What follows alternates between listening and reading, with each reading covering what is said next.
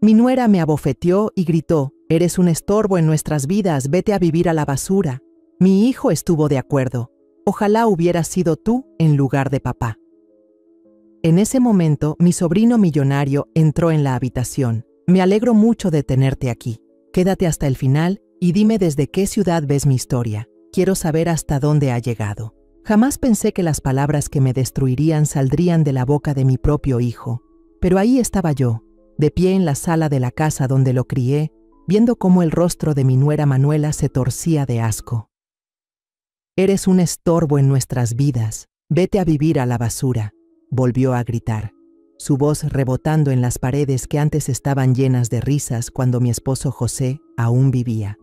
La bofetada llegó tan rápido que no la vi venir. La mejilla me ardía por el golpe y me tambaleé hacia atrás. A mis 64 años, mi cuerpo ya no es tan firme como antes. El sabor metálico de la sangre llenó mi boca donde mis dientes me habían cortado por dentro. «Manuela, por favor», susurré, llevándome instintivamente la mano a la mejilla adolorida. Solo intentaba ayudar con la cena, pero ella no había terminado. Sus ojos oscuros ardían con un odio que parecía venir de un lugar profundo y venenoso. ¿Ayudar? ¿A eso le llamas ayudar a quemar las papas? ¿A tirar los platos y olvidar apagar la estufa? Quise explicarle que ahora mis manos a veces tiemblan, que mi memoria ya no es la misma desde que José murió hace 2 años. Quise decirle que hacía lo mejor que podía, que jamás quise ser una carga. Pero antes de que pudiera hablar, mi hijo Juan entró a la sala. Mi corazón se iluminó por un instante. Seguramente mi muchacho me defendería. Seguro le diría a su esposa que golpear a su madre era inaceptable. Lo miré con esperanza, a este hombre que llevé en mi vientre 9 meses, que cuidé en tantas fiebres, al que aplaudí en cada juego de béisbol. En cambio, Juan me miró con unos ojos fríos que apenas reconocí. «Mamá, Manuela tiene razón, estás complicando nuestras vidas». Sus palabras me golpearon más fuerte que cualquier bofetada. «Juan, hijo, no entiendo». Él cruzó los brazos y vi a Manuela detrás de él, sonriendo como si moviera los hilos de una marioneta. «Ojalá hubieras muerto tú en lugar de papá», dijo, cada palabra calculada y cruel. Al menos él aportaba algo a esta familia, al menos era útil. La habitación comenzó a dar vueltas. Las piernas me flaquearon y tuve que agarrarme del respaldo del sillón para no caer. Estas eran las personas por las que lo había dado todo. Después de que José murió, vendí mi casita del otro lado de la ciudad y me mudé aquí para ayudarles con la hipoteca. Les di mi pensión mes tras mes. Cuidé a sus hijos gratis mientras ellos salían. Limpié, cociné e intenté ser de ayuda. «Juan, no lo dices en serio», alcancé a murmurar. Mi voz apenas se escuchaba. Manuela se acercó más, apuntándome a la cara con su dedo perfectamente arreglado. «Hemos estado hablando y creemos que es momento de que te vayas a uno de esos lugares para adultos mayores. Ya sabes, donde puedan cuidarte como es debido». Sentí un nudo en el pecho. Sabía exactamente a qué se refería. No eran las residencias bonitas con jardines y actividades, sino los lugares del gobierno donde meten a personas como yo que no tienen a dónde ir. Pero esta es mi casa ahora. Mi nombre está en el contrato. Juan soltó una risa seca. «En realidad, mamá, no es así. El mes pasado firmaste unos papeles, ¿recuerdas? Nos cediste tus derechos». El recuerdo me golpeó como un puñetazo en el estómago. Me habían dicho que solo era papeleo del seguro, que ayudaría a proteger mis bienes. Yo, tan confiada, tan dispuesta a ayudarles en todo. La voz de Manuela se volvió empalagosa. «No te preocupes, Carmen. Te visitaremos de vez en cuando, tal vez en las fiestas». El tono burlón me hizo estremecer.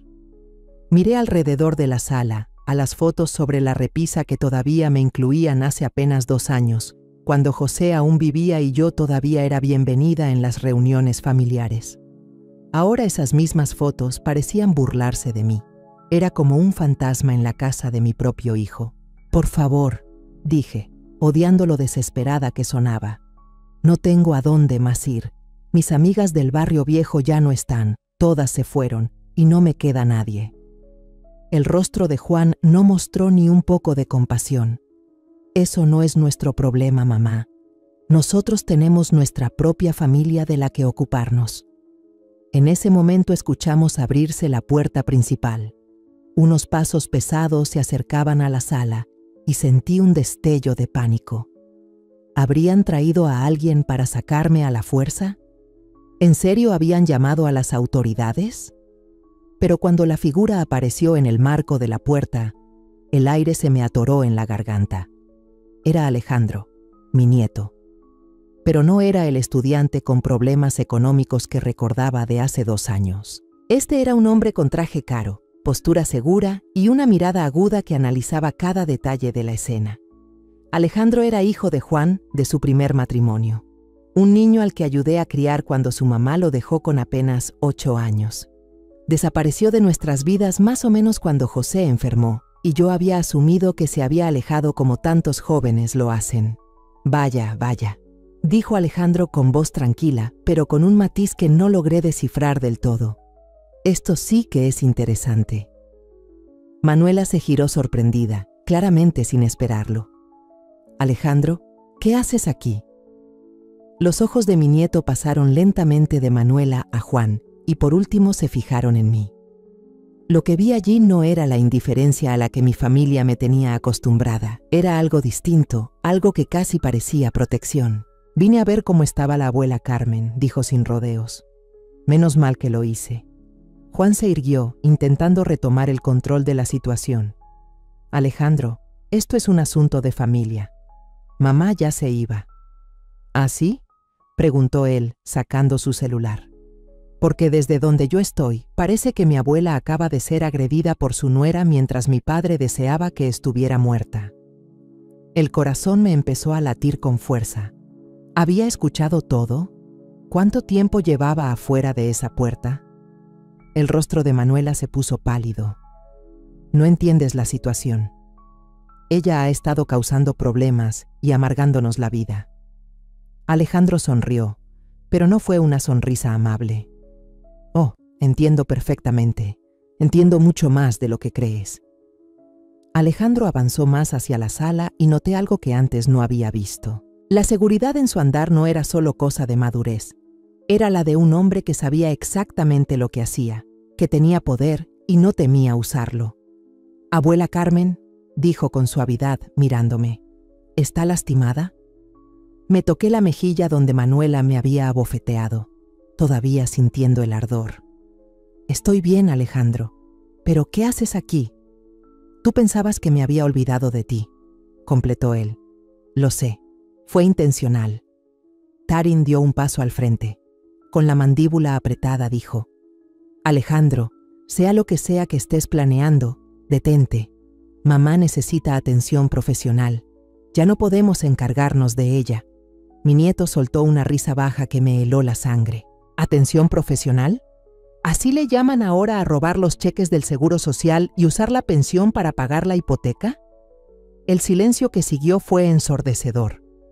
La boca de Manuela quedó abierta y el rostro de Juan se puso rojo. «No sé de qué hablas», tartamudeó Juan. Alejandro sacó su celular y empezó a deslizar la pantalla. «Ah, ¿no? Porque tengo copias de todos los estados de cuenta, los poderes notariales falsificados, las reclamaciones de seguro que hicieron a nombre de la abuela». Alzó la vista con la mirada fría. ¿Sigo? Sentía la cabeza dándome vueltas. «Alejandro, no entiendo. ¿Cómo sabes todo esto?» Se acercó a mí, tomó suavemente mi brazo y me guió para que me sentara en el sillón. «Porque he estado observando a la abuela. He estado mirando y documentando todo durante los últimos 2 años. Eso es imposible», dijo Manuela, con la voz temblorosa. «Eres solo un desertor universitario que no puede mantener un trabajo». Alejandro volvió a sonreír con esa expresión peligrosa. «Ahí es donde te equivocas. Me gradué summa cum laude de la Escuela de Negocios hace 3 años. Abrí mi propia firma de inversiones hace 18 meses. Salimos a la bolsa el trimestre pasado». Sentí que el aire se esfumaba de la habitación. Miré a mi nieto, ese joven al que había ayudado a criar, tratando de procesar lo que me decía. «¿Eres millonario?», susurré. multimillonario en realidad, respondió con naturalidad, y he estado planeando este momento por mucho tiempo. Juan se dejó caer pesadamente en su silla, pasándose las manos por el cabello. ¿Por qué? ¿Por qué nos dejaste pensar que estabas en apuros? El rostro de Alejandro se endureció. Porque quería ver quiénes eran realmente. Quería ver cómo tratarían a la abuela cuando creyeran que no había nadie mirando. Nadie que pudiera ayudarla. Sentí que el corazón se me rompía un poco más. Hasta mi propio nieto había sentido la necesidad de poner a prueba el carácter de mi familia, y claramente habían fallado estrepitosamente. He estado depositando dinero en una cuenta para ti desde hace más de un año, abuela, continuó Alejandro. Dinero que siempre debió ser tuyo. Dinero que papá y Manuela han estado robando de tus cheques de seguro social y de tu pensión. No estábamos robando, protestó débilmente Manuela. Ella vivía aquí sin pagar renta. Nosotros teníamos gastos. ¿Sin pagar renta? Alejandro soltó una risa amarga. Ella les ha estado dando $200 al mes de su seguro social y otros 800 de su pensión, sin contar los $50,000 del seguro de vida de abuelo que misteriosamente desaparecieron en su cuenta conjunta. Sentí un nudo en el estómago. El dinero del seguro de vida de José. Él siempre me había dicho que sería mi respaldo, mi manera de cuidarme si algo le pasaba. Alejandro, dije en voz baja, ¿por qué no me lo dijiste? ¿Por qué no me ayudaste antes? Su expresión se suavizó al mirarme. Porque eres la persona más generosa y perdonadora que conozco. Si te hubiera contado lo que hacían, habrías buscado excusas para ellos. Habrías dicho que estaba bien, que la familia se cuida entre sí. Tenía razón. Incluso ahora, una parte de mí quería defender a Terrence, decir que solo estaba pasando por problemas económicos y que no quería lastimarme. Pero hay algo más, dijo Alejandro, metiendo la mano en el bolsillo de su saco. Algo que creo que necesitas ver. Sacó un sobre amarillento por el tiempo, sellado con cera. Mi corazón se detuvo al reconocer la letra en el frente. Para Carmen. De tu amado esposo José. ¿De dónde sacaste esto?, susurré. El abuelo me lo dio el día antes de morir, respondió Alejandro con suavidad.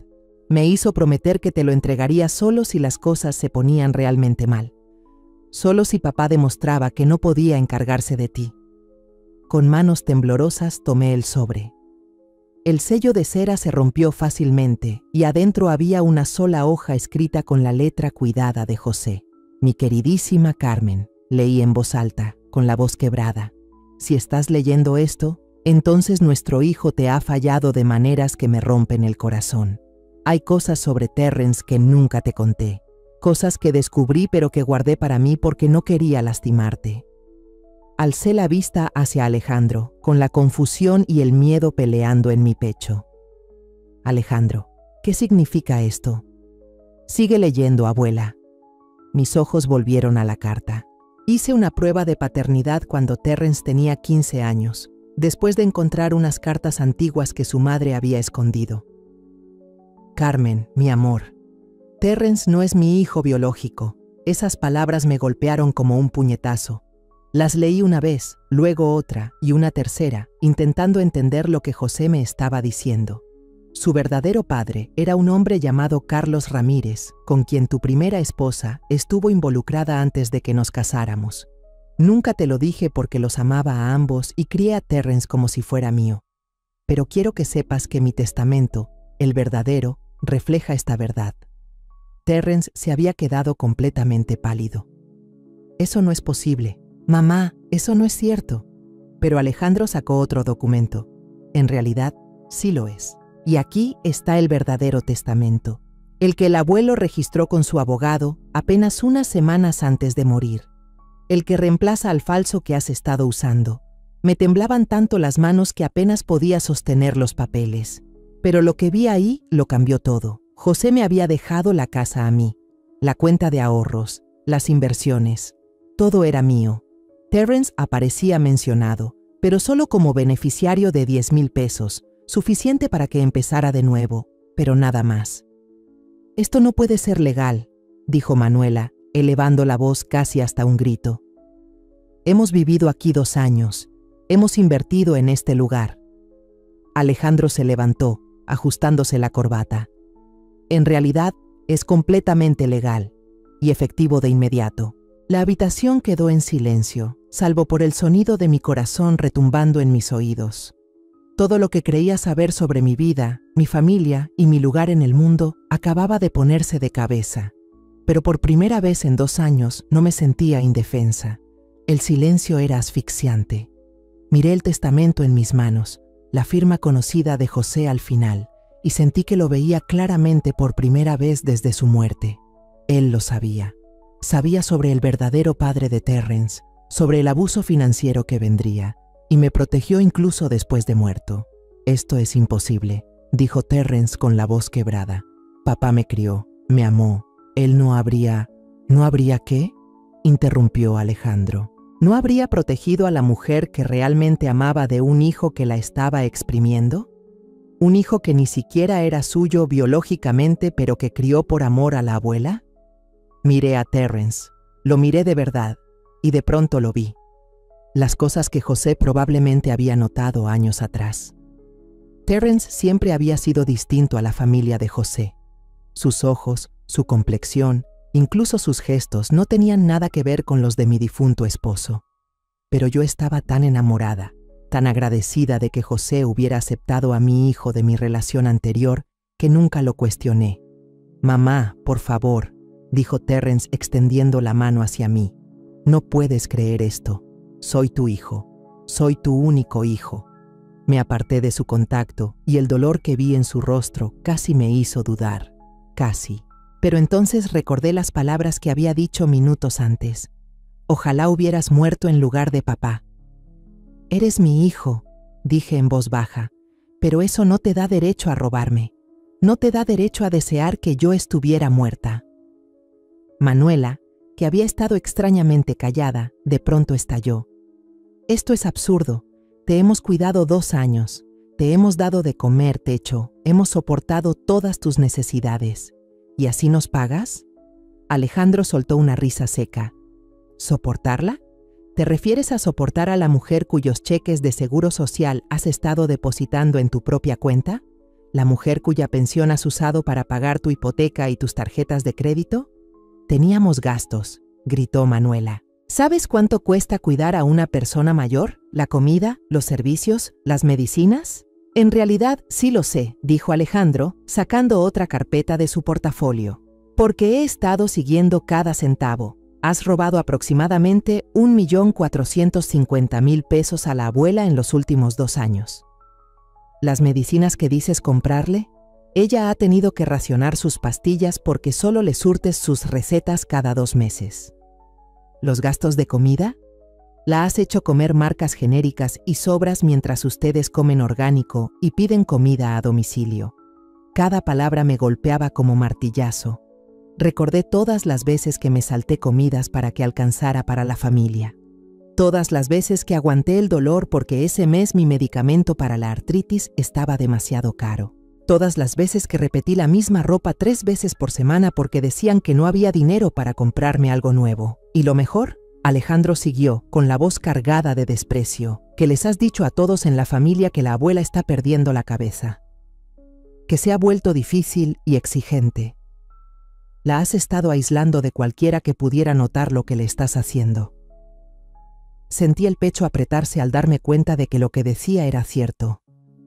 Mi hermana Blanca dejó de llamar hace meses después de que Manuela le dijera que yo había dicho cosas crueles sobre ella. Mi vecina, la señora Elena, que antes me visitaba todos los días, no volvió desde que Terrence le dijo que yo me había quejado de que era una metiche. «Nosotros nunca», empezó a decir Terrence, pero Alejandro lo interrumpió. «¿Nunca qué? ¿Nunca le dijiste a la tía Blanca que la abuela la llamó solterona amargada, que debía meterse en sus propios asuntos? ¿Nunca le dijiste a la señora Elena que la abuela estaba cansada de vecinos metiches? Tengo testigos, papá. Tengo pruebas de cada mentira que has contado para alejar a la gente de ella». Sentí las lágrimas correr por mi cara, pero ya no eran de tristeza, eran de rabia. Rabia pura, ardiente, por la manera sistemática en que destruyeron mi vida, mis relaciones, mi dignidad. ¿Por qué?, susurré, mirando a Terrence. ¿Por qué me harías esto? Yo te crié, te amé. Cuando tu verdadero padre nos abandonó, trabajé en 3 empleos para mantenernos a flote. Cuando José llegó a nuestras vidas, me aseguré de que supieras que eras querido, que pertenecías. El rostro de Terrence se contrajo y por un momento se vio como el niño asustado que recordaba. Mamá, yo, estábamos ahogados en deudas. La casa, la escuela de los niños, las cuentas médicas de Manuela cuando estaba embarazada de Isabela. Solo necesitábamos ayuda. Y tú tenías todo ese dinero ahí guardado. Así que decidiste robarlo, dijo Alejandro con frialdad. En lugar de pedir ayuda, en lugar de ser honestos sobre sus problemas económicos, decidieron manipular a una mujer mayor y robarle sus ahorros de toda la vida. Manuela se levantó de golpe, con la cara encendida de ira. ¿Sabes qué? Está bien. ¿Quieres la verdad? Tu querida abuelita no era ninguna víctima inocente. Nos estaba volviendo locos con sus constantes necesidades, su olvido, sus quejas.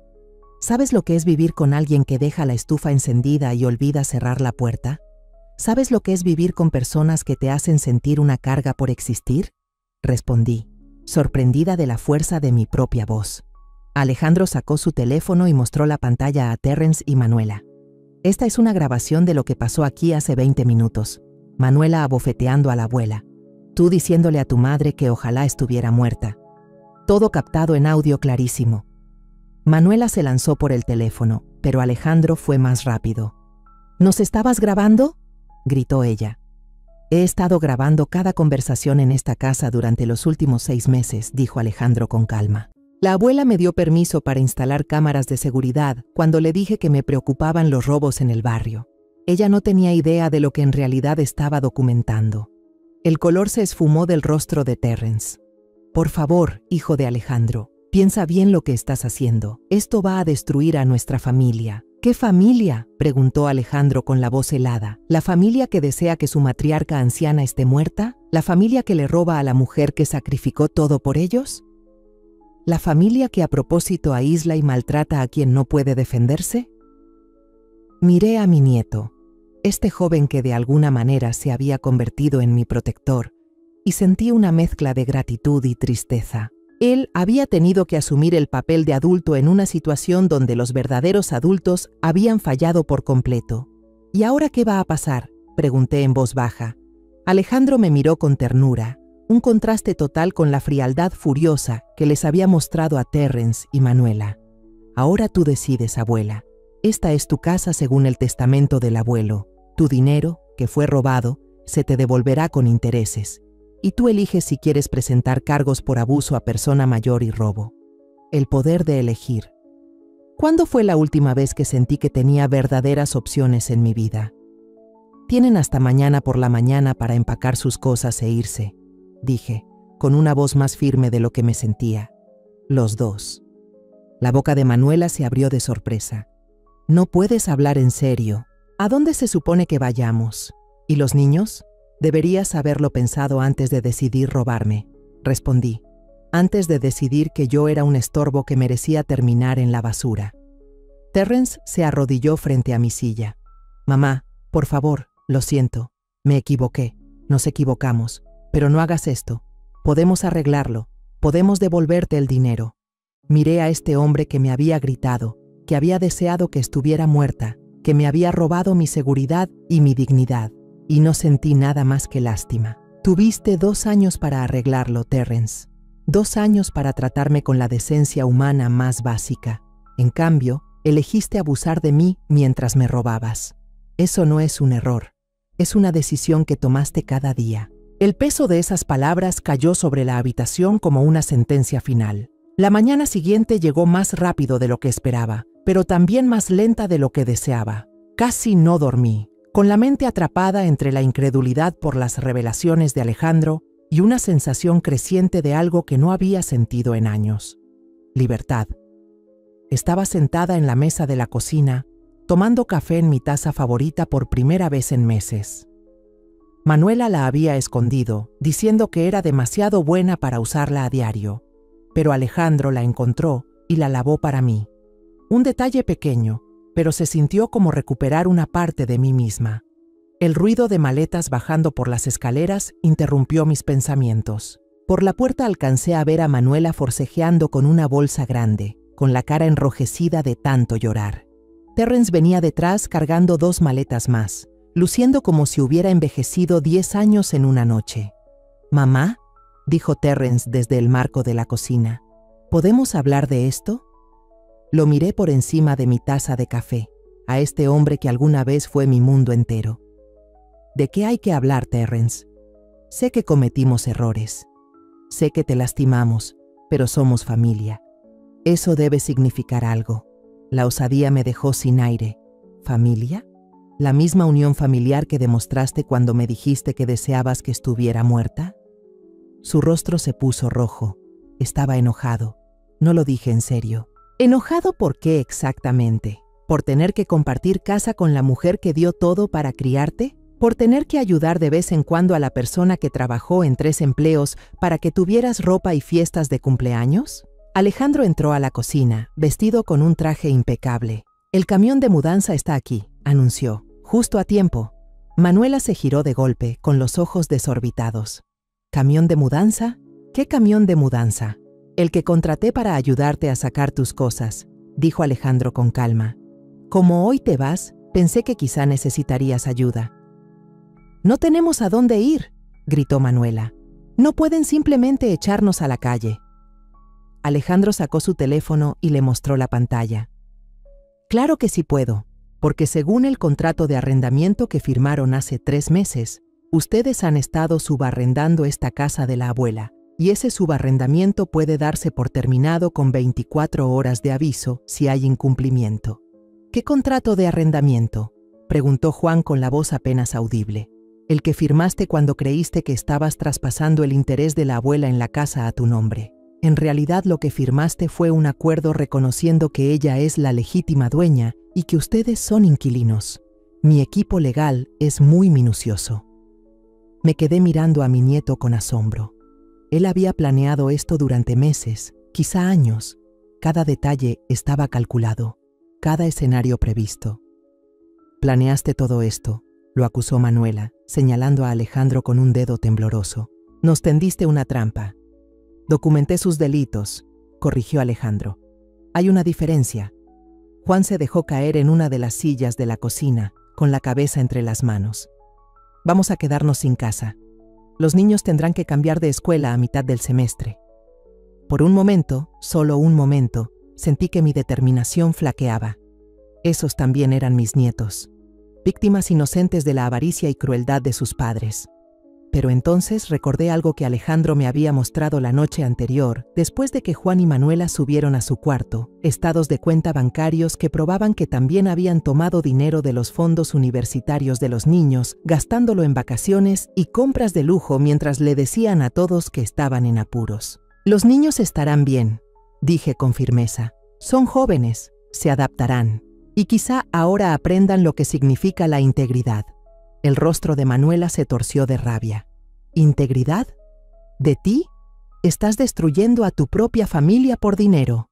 «No», respondí levantándome de la mesa. «Tú destruiste a esta familia cuando decidiste que yo no era más que una fuente de dinero para exprimir y maltratar. Yo solo me niego a dejarme destruir junto con ella». Sonó el timbre y Alejandro fue a abrir. Escuché voces en el pasillo y luego pasos que se acercaban a la cocina. Apareció una mujer con traje sastre, seguida por 2 hombres uniformados. «¿La señora Morrison?» «Soy la detective Laura Mendoza de la Unidad de Abuso a Adultos Mayores del Condado». El corazón me empezó a latir con fuerza. Miré a Alejandro, quien asintió para tranquilizarme. «Hemos recibido una denuncia por explotación financiera y abuso de un adulto vulnerable», continuó la detective. «Queremos hablar con todas las partes involucradas». Manuela soltó un sonido que era mitad sollozo, mitad grito. «Esto no está pasando. No puede estar pasando». «Oh, pero sí está pasando», dijo Alejandro en voz baja. «Porque el abuso a adultos mayores es un delito grave en este estado y el robo de más de $50,000 es un crimen federal. Durante la siguiente hora, observé cómo mi vida era revisada por los investigadores. Revisaron estados de cuenta, escucharon grabaciones, tomaron fotos de mi mejilla amoratada.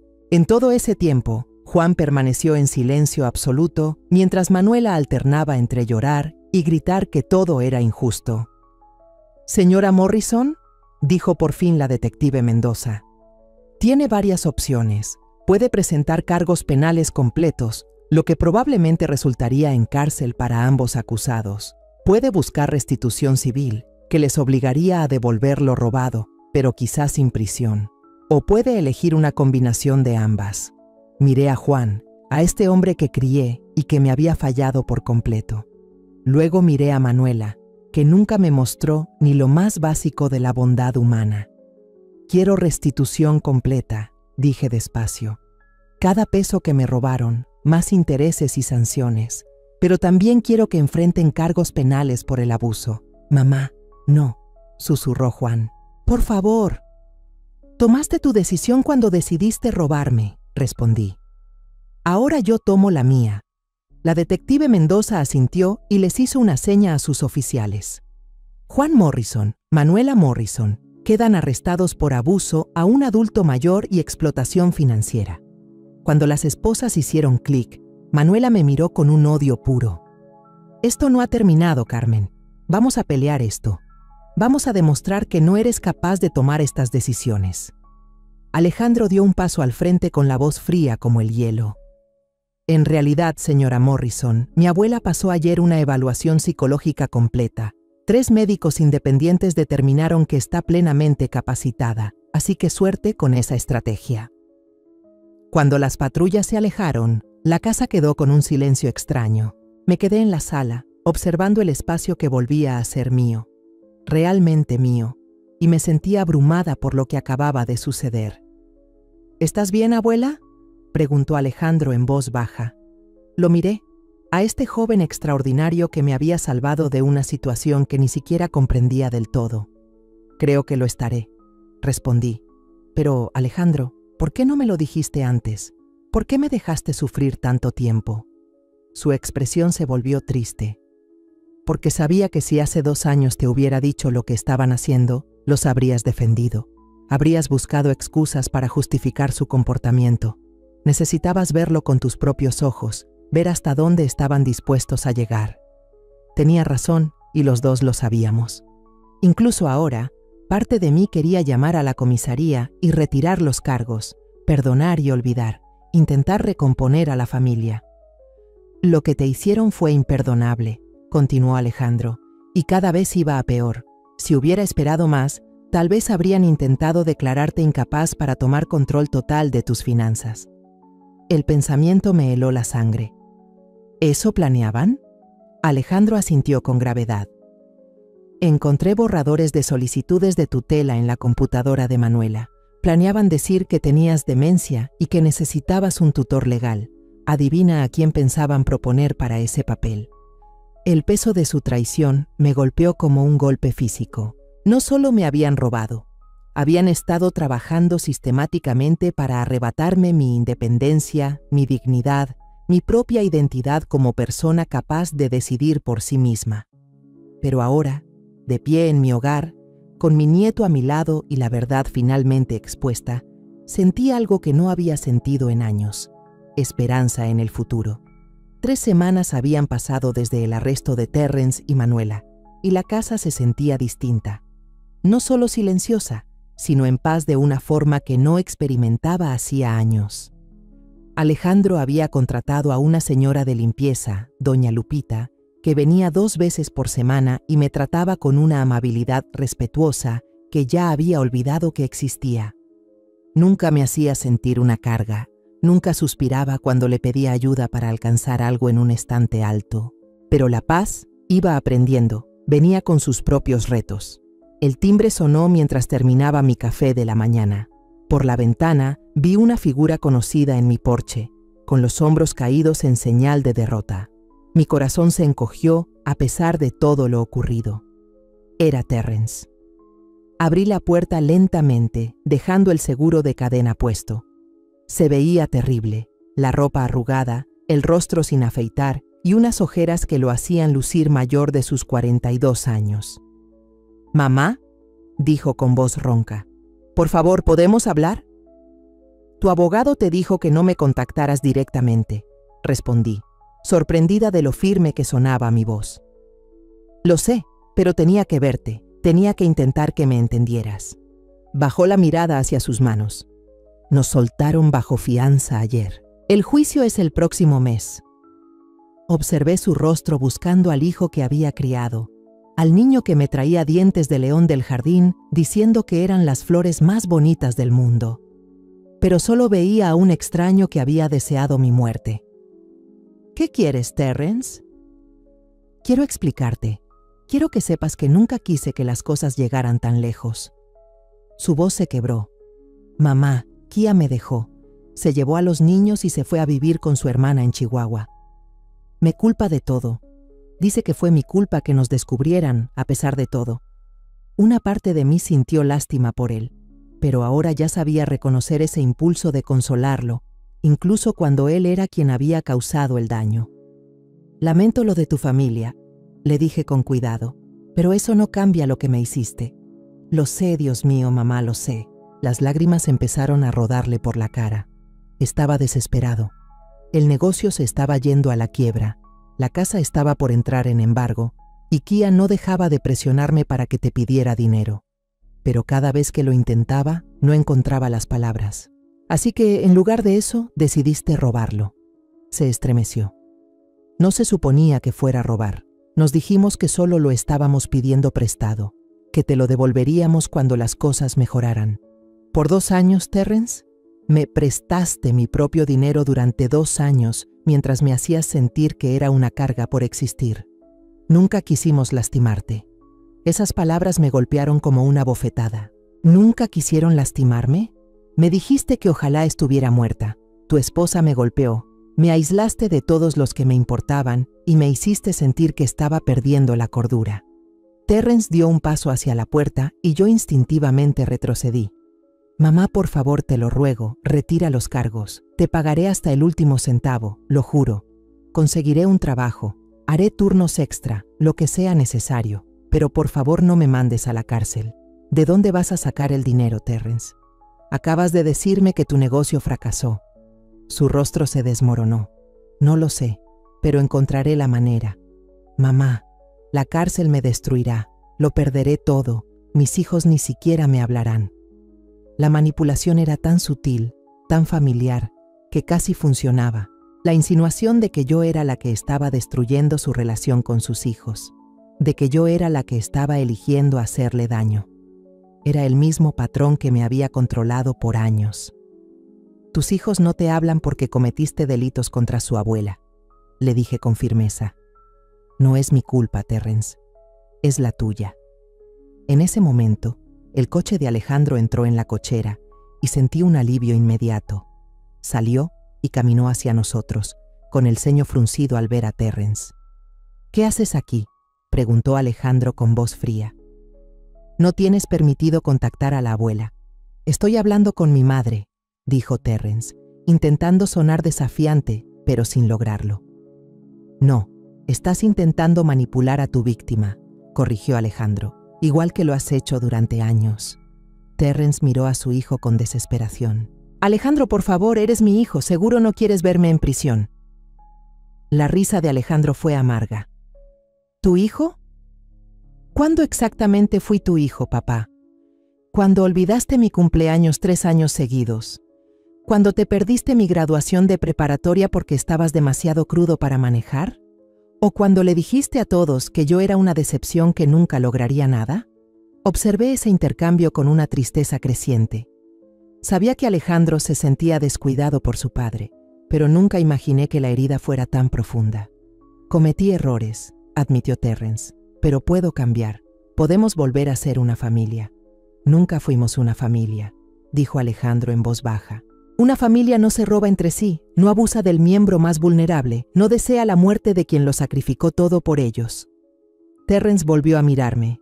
La desesperación era evidente en sus ojos. «Mamá, él te está poniendo en mi contra. ¿No lo ves? Alejandro ahora tiene dinero y cree que puede controlar a todos. Nadie me controla, respondí con una voz que sonaba más firme de lo que realmente me sentía. Por primera vez en años, estoy tomando mis propias decisiones. Pero soy tu hijo, exclamó Terrence con lágrimas en la voz. ¿Eso no significa nada para ti? La pregunta quedó suspendida entre nosotros, cargada de años de dolor, decepciones y un amor que se había distorsionado hasta volverse algo feo. Sí, dije al fin, significa todo para mí. Por eso lo que hiciste duele tanto. Alejandro me tomó suavemente del brazo. Vamos, abuela, no tienes que escuchar esto. Pero yo me quedé en mi lugar, mirando a Terrence a través de la abertura de la puerta. ¿Quieres saber cuál es la peor parte? Él asintió con entusiasmo, como si el hecho de que siguiera hablando fuera una señal de esperanza. Lo peor es que si hace 2 años hubieras venido a decirme la verdad sobre tus problemas económicos, te habría ayudado. Te habría dado hasta el último peso con gusto, porque te amaba y quería proteger a tu familia. El rostro de Terrence se puso pálido. ¿Tú lo habrías hecho? Claro que sí, pero en cambio elegiste mentirme, robarme y hacerme sentir que no valía nada. Decidiste resolver tus problemas destruyendo mi dignidad y mi seguridad. Puedo arreglarlo, susurró. Por favor, mamá, dame otra oportunidad. Miré a este hombre que alguna vez fue mi pequeño, al que protegí, cuidé y amé sin condiciones, y entendí que amarlo no significaba permitir que me destruyera. Te di oportunidades durante 2 años, Terrence. Cada mañana que despertaba en esa casa, te daba la oportunidad de tratarme con cariño. Cada vez que tomabas mi dinero, te daba la oportunidad de decirme la verdad. Cada vez que tu esposa era cruel conmigo, te daba la oportunidad de defenderme. Mi voz se fortalecía con cada palabra. Tuviste cientos de oportunidades para hacer lo correcto y decidiste no tomar ninguna. Así que no te daré otra oportunidad para lastimarme. La esperanza se apagó en sus ojos. ¿Entonces así queda? ¿De verdad vas a dejar que vaya a la cárcel? Yo no te estoy dejando hacer nada, dije. Tú elegiste este camino cuando decidiste cometer delitos contra mí. Yo solo estoy eligiendo no salvarte de las consecuencias de tus actos. Alejandro me apretó el hombro con apoyo. Papá, tienes que irte ahora, antes de que llame a la policía por violar tus condiciones de fianza. Terrence nos miró una vez más, luego se dio la vuelta y se fue. Lo vi subirse a su viejo coche maltrecho y alejarse, y sentí que algo se rompía en mi pecho. No era mi determinación, sino el último vestigio de culpa que había cargado. ¿Estás bien?, preguntó Alejandro con suavidad. Cerré la puerta y me recargué en ella, de pronto agotada. Creo que sí. Por primera vez en mucho tiempo, creo que de verdad estoy bien. Pero incluso mientras lo decía, sabía que lo más difícil aún estaba por venir. El juicio comenzaría en 3 semanas y tendría que enfrentar a Terrence en la corte, sabiendo que mi testimonio podría enviarlo a prisión por años. La pregunta era si tendría la fuerza para seguir adelante cuando llegara el momento. El edificio de la corte imponía más de lo que había imaginado. Mientras Alejandro me ayudaba a subir los escalones de concreto, sentí el peso de mis 64 años. Pero al llegar a las pesadas puertas de madera, enderecé los hombros y entré con la cabeza en alto. El juicio duró 3 días. 3 días de escuchar a los abogados diseccionar mi vida, mis relaciones, mis fallas como madre. 3 días de ver a Terrence sentado en la mesa del acusado, a veces con gesto arrepentido, otras molesto, pero siempre como un extraño.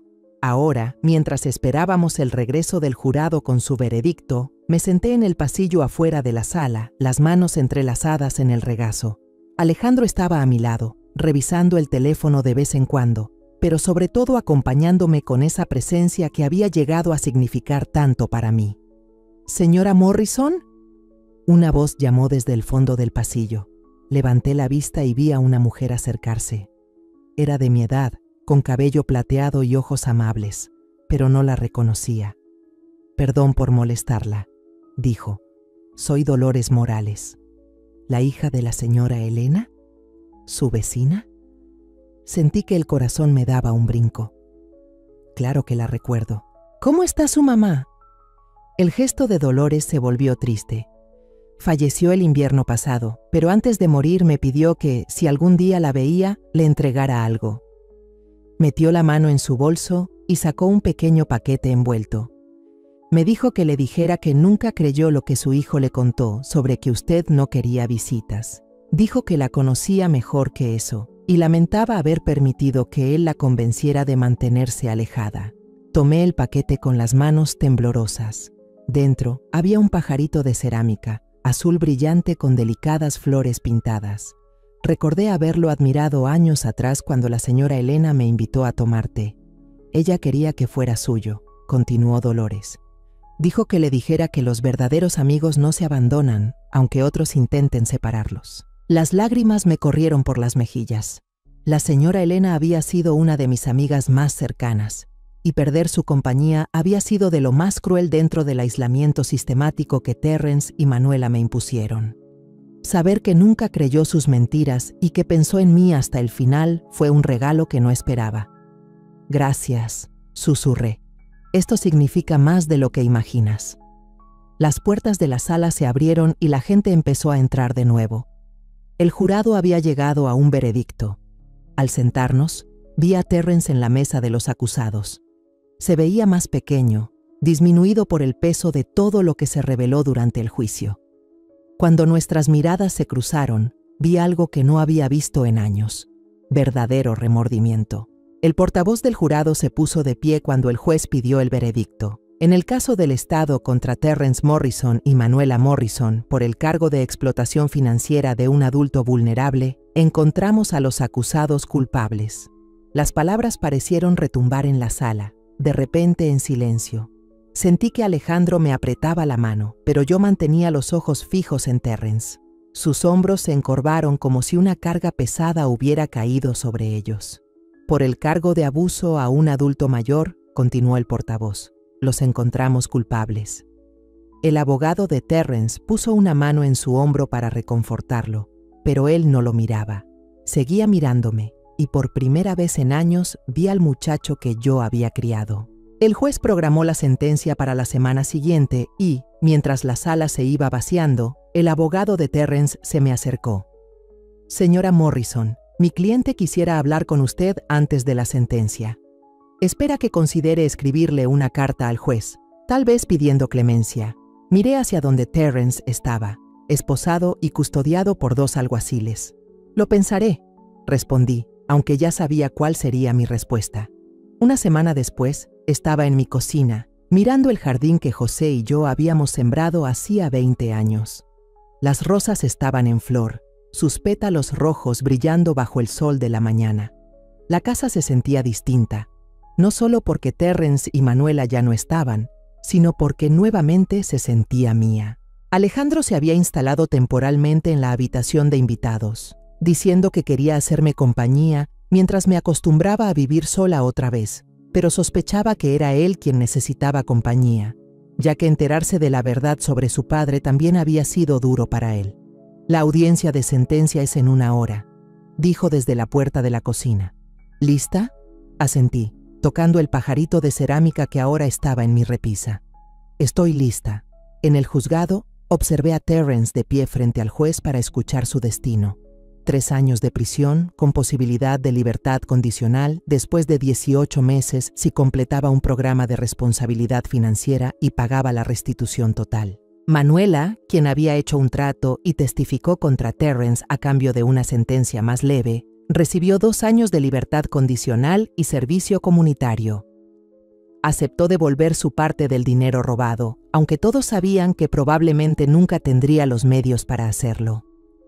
Tras el golpe del mazo, a Terrence se le permitió una última conversación con su familia antes de ser llevado bajo custodia. No esperaba que él quisiera hablar conmigo, pero cuando Alejandro y yo nos preparábamos para irnos, se me acercó un actuario. Señora, el acusado preguntó si podía hablar con usted un momento. Me encontré cara a cara con Terrence en una pequeña sala de conferencias, con un guardia de pie discretamente en la esquina. Se veía mayor de sus 42 años, desgastado por el peso de sus decisiones. Mamá, dijo en voz baja, sé que no merezco tu perdón. Sé que perdí el derecho a llamarte familia. Yo esperé, sin decir nada, pero quiero que sepas que ahora lo recuerdo. Recuerdo lo duro que trabajaste para cuidarme cuando era niño. Recuerdo cómo me leías cada noche, incluso cuando estabas agotada después de hacer dobles turnos. Recuerdo que nunca te perdiste una obra escolar o un partido de béisbol, sin importar cuántos trabajos estuvieras llevando a la vez. Su voz se quebró. En algún momento olvidé todo eso. Dejé que mis problemas y la manipulación de mi esposa me hicieran olvidar qué clase de persona eres. ¿Qué clase de persona siempre has sido? Sentí que las lágrimas querían salir, pero no hablé. No espero que me perdones, continuó. Solo quería que supieras que ahora recuerdo quién eres en realidad. Y lamento haberte hecho sentir alguna vez que eras menos que la madre más amorosa y generosa que un hijo podría tener. El guardia dio un paso al frente. Se acabó el tiempo. Cuando Juan se levantó para irse, por fin encontré mi voz. Sí te perdono, dije suavemente, pero eso no significa que lo olvidaré. Y tampoco significa que vuelva a permitir que alguien me haga sentir que no valgo nada. Sus ojos se llenaron de lágrimas. Entiendo. 3 meses después, Alejandro y yo estábamos sentados en el porche trasero, viendo cómo el atardecer pintaba el cielo de tonos rosados y dorados. La casa había sido renovada con parte del dinero que recuperaron y me devolvieron. Pintura nueva, electrodomésticos nuevos y un hermoso jardín que doña Lupita me ayudó a planear. Hoy recibí una carta de papá, dijo Alejandro, mostrándome un sobre con la dirección de la prisión. ¿Qué dice? Que le va bien en el programa de responsabilidad financiera. Dice que por primera vez en su vida ha aprendido a presupuestar y manejar bien el dinero, y que ha estado como voluntario en el programa de alfabetización, enseñando a leer a otros internos. Sonreí levemente. Eso suena a algo que el Juan de antes habría hecho. El muchacho que yo crié. Alejandro dobló la carta y la guardó en el sobre. Pregunta por ti en cada carta. No espera que le contestes, pero quiere saber que eres feliz. ¿Y qué le dices? Alejandro me miró, viendo en mí no solo a su abuela otra vez, sino también a su amiga y confidente. Le digo que eres más que feliz. Le digo que eres libre. Pensé en esa palabra. Libre. Libre de la ansiedad constante de andar con cuidado para no molestar. Libre del miedo a ser una carga. Libre del peso aplastante de tratar de ganarse un cariño que debía haberse dado sin condiciones. Sí, respondí, mirando cómo los últimos rayos de sol se escondían tras los árboles. Soy libre.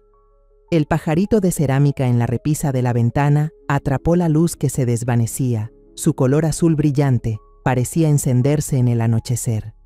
Doña Elena tenía razón en otra cosa. La amistad verdadera no te abandona, incluso cuando otros intentan apartarla. Y la verdadera familia, aprendí, no siempre es la que comparte tu sangre. A veces son las personas que eligen quedarse a tu lado cuando todos los demás se han rendido. A veces es el nieto que pasa años documentando abusos para protegerte cuando tú no puedes protegerte sola. A veces es la vecina que te deja un regalo con su hija, queriendo que sepas que nunca te olvidaron. Mientras las estrellas empezaban a aparecer en el cielo oscurecido, sentí algo que no experimentaba en años. Emoción por el mañana, por la próxima semana, por el futuro que ahora tenía el poder de construir para mí misma. A mis 64 años, por fin estaba lista para empezar a vivir. Después de todo lo que pasó, los días siguientes se sintieron como caminar en un territorio desconocido. La casa estaba en silencio, pero no en ese silencio tenso que solía helarme la piel. Ahora era un silencio limpio, como si hasta las paredes hubieran soltado un suspiro de alivio. Me despertaba temprano, abría las ventanas para dejar entrar el aire fresco de la mañana y podía escuchar el canto de los pájaros en el jardín que José y yo habíamos plantado años atrás. El aroma de las bugambilias mezclado con el café recién hecho me daba una paz que creí perdida para siempre. Alejandro insistió en que tomara un tiempo para mí. Me llevó a recorrer el centro de la ciudad, donde los adoquines guardaban historias antiguas y las plazas se llenaban de vendedores ambulantes ofreciendo desde elotes hasta artesanías hechas a mano. Me regaló un rebozo color turquesa en el mercado, diciendo que era para que nunca olvides que tu vida ahora tiene nuevos colores. Lo acepté con una sonrisa tímida, pero por dentro sentí que esas palabras me llegaban más hondo que cualquier otra cosa. Poco a poco, volví a tener contacto con personas que pensé que había perdido para siempre. Una tarde, la señora Blanca, mi hermana, llamó después de meses de silencio. Había escuchado la verdad y, entre lágrimas, me pidió perdón por creer las mentiras que le habían contado. La invité a la casa el domingo siguiente. Cuando llegó, nos abrazamos fuerte, como si quisiéramos borrar de un solo gesto toda la distancia y el tiempo perdido. También me animé a salir sola. Caminaba hasta la panadería de la esquina para comprar conchas y bolillos calientitos, saludando a los vecinos que me reconocían. Algunos me decían que se alegraban de verme otra vez, que me extrañaban. Descubrí que no era invisible como me habían hecho creer. Existía, importaba, y tenía un lugar en este barrio que aún podía llamar mío. Fue en uno de esos paseos cuando encontré un local pequeño en renta, justo al lado de la plaza. La fachada era sencilla, con una puerta de madera y un letrero descolorido.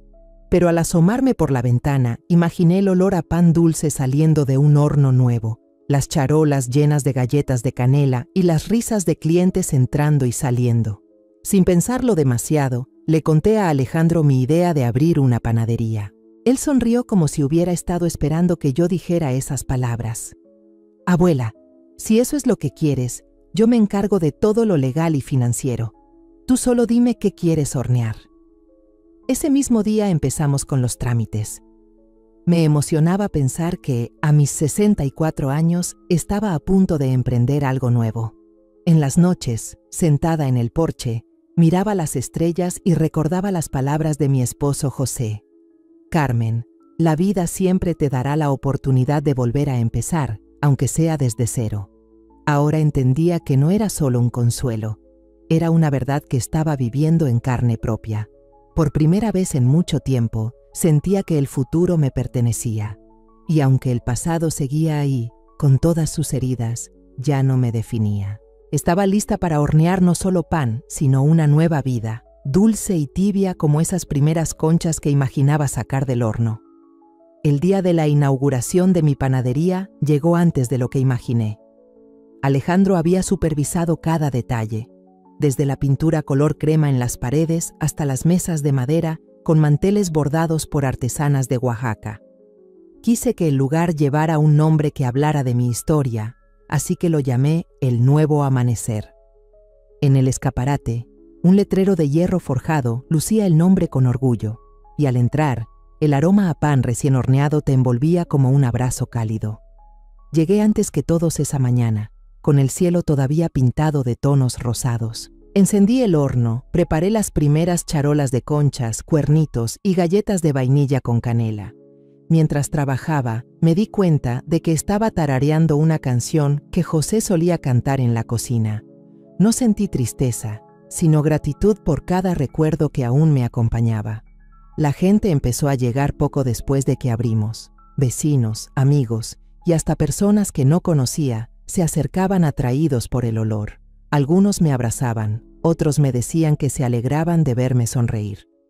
La señora Blanca llegó con un ramo de girasoles, diciendo que representaban la luz que volvía a mi vida.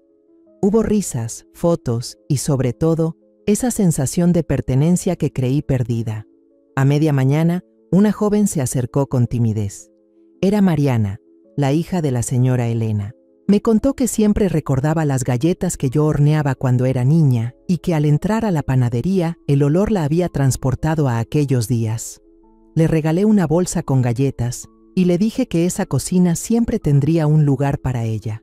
Sentí que, de algún modo, la amistad de su madre seguía viva en ese momento. Los días siguientes se llenaron de trabajo, pero no del tipo que agota el alma. Contraté a 2 muchachas jóvenes del barrio para ayudarme. Una de ellas, Ana, había dejado la escuela para cuidar a su abuela y necesitaba un empleo flexible. Le dije que yo entendía lo que era poner a la familia por encima de todo, pero que también merecía tener sus propios sueños. Me prometió que con este trabajo volvería a estudiar.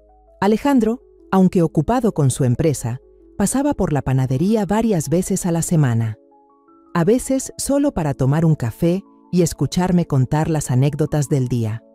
Otras, para traer ideas de nuevos postres que pudiéramos ofrecer.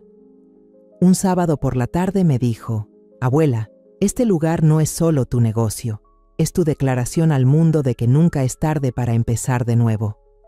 Con el tiempo, el nuevo amanecer se convirtió en un punto de encuentro del barrio.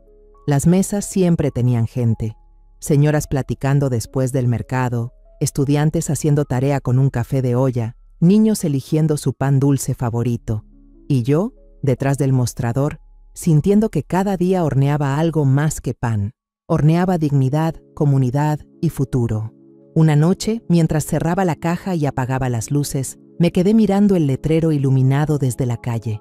Recordé todo el camino que me trajo hasta aquí, las traiciones, el dolor, la soledad, pero también la valentía, la justicia y la mano firme de mi nieto que no me dejó caer. Comprendí que la familia verdadera no siempre es la que comparte tu sangre, sino la que elige quedarse, cuidarte y celebrar tus logros. Que la independencia no es solo tener un techo propio, sino vivir de acuerdo a tu dignidad y tus sueños, y que, a cualquier edad, uno puede levantarse de las cenizas y construir algo hermoso. Esa noche, antes de irme, dejé en la vitrina una charola de conchas recién horneadas. Sabía que al día siguiente, el aroma volvería a llenar el local, y con él, mi vida seguiría oliendo a esperanza. Porque ahora lo sé, yo no solo sobreviví, yo renací. La historia que contamos es ficticia, pero está basada en algunos hechos reales. Los nombres y lugares han sido cambiados para proteger la identidad de quienes estuvieron involucrados. No contamos esto para juzgar, sino con la esperanza de que alguien escuche y se detenga a pensar. ¿Cuántas madres están sufriendo en silencio dentro de su propia casa? Siento verdadera curiosidad. Si fueras tú, en mi lugar, ¿qué harías?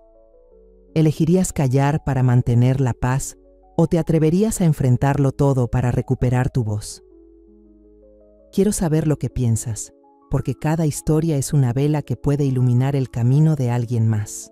Dios siempre bendice, y yo creo firmemente que el valor nos lleva a días mejores. Mientras tanto, en la pantalla final te dejo 2 de las historias más queridas del canal. Te aseguro que te sorprenderán. Gracias por haberte quedado hasta aquí.